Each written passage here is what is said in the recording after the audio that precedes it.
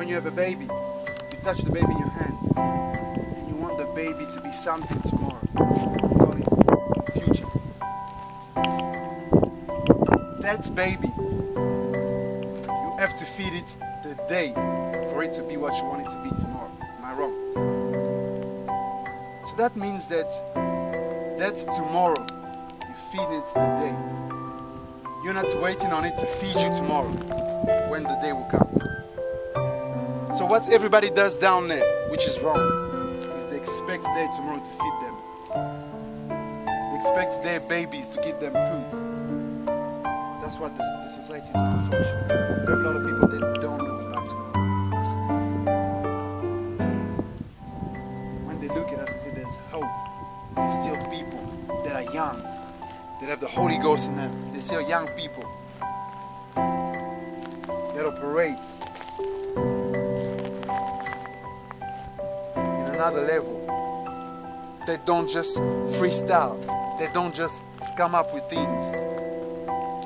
That represents God. So for a few minutes, take your position, whatever you want to take, wherever you want to go, just around here. Just take a few minutes. You don't have to be loud. Speak to God. Speak to God. Tell Him, Lord, I'm here for you. Speak to me now. Speak to me now. Reveal yourself to me now. This is the moment. This is the moment. I don't want to come down this place as I came. I want to stay actually this place forever with you on these heights. For your glory, I'm ready to do anything.